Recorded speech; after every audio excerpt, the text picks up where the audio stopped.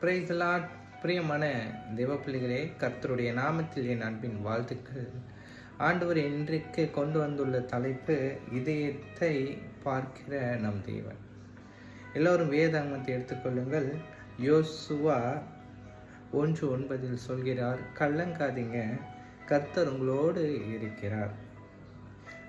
யோவான் 14:1 சொல்கிறார், உங்கள் இருதயம் கலங்காதிருப்பதாக தேவனிடத்தில் விசுவாசமாயிருங்கள், என்னிடத்திலும் விசுவாசமாயிருங்கள். ஆம் பிரியமானவர்களே, நீங்கள் கலக்கத்தோடு, கவலையோடு, பாரத்தோடு, துக்கத்தோடு, யாருமே இல்லையே எனக்குன்னே உதவி செய்ய அப்படின்னு சுகத்தோடு, கண்ணீரோடு நீங்கள் வடிக்கிற கண்ணீரை ஆண்டவர் கண்ணோக்கி பார்க்கிறார். உங்களை விடுவிக்க வல்லவராய் இருக்கிறார்.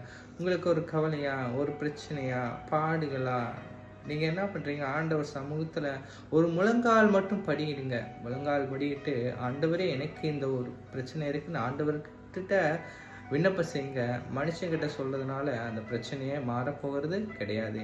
ஆண்டவர்கிட்ட வடிக்கிற கண்ணீர், அதற்காக கர்த்தர் உங்களுக்கு நன்மையானதை செய்வார். அதிலிருந்து விடுதலை ஆக்குவார், உங்களை பரிசுத்தப்படுத்துவார், உங்களை நேர்த்தியாய் நடத்த வல்லவர் அவர் ஒருவர் மாத்திரமே. என் வாழ்க்கையில் அநேக அற்புதங்கள் என் ஆண்டவர் செய்திருக்கிற என் பிரச்சனை மத்தியிலும், பாடுகள் மத்தியிலும், உபத்திரவத்து மத்தியிலும் நான் முழங்கால் படியிட்டு கண்ணீரோடு ஜெபிக்கிற ஜெயம் எனக்கு ஜெயத்தை கொடுக்கிறது. அது போலதான் உங்களுக்கு கொடுக்கும்.